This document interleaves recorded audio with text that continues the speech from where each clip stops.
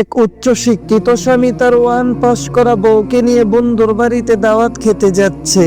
শিক্ষিত লোকটি তার বউকে জিজ্ঞেস করলো, আমার বন্ধুর বাড়ি থেকে কেউ যদি তোমাকে জিজ্ঞেস করে আমি তোমার কি হই, তাহলে তুমি কি বলবে? তখন সেই স্ত্রী বলল, এটা তো একদম সোজা, আমি বলবো যে আমার স্বামী হই। তখন সে উচ্চ শিক্ষিত লোকটি বলল, সর্বনাশ, এই কথা কিন্তু বলা যাবে না।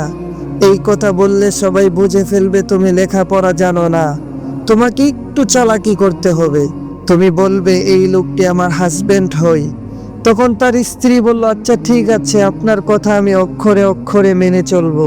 হাঁটতে হাঁটতে তারা বন্ধুর বাড়ি পৌঁছে গেল।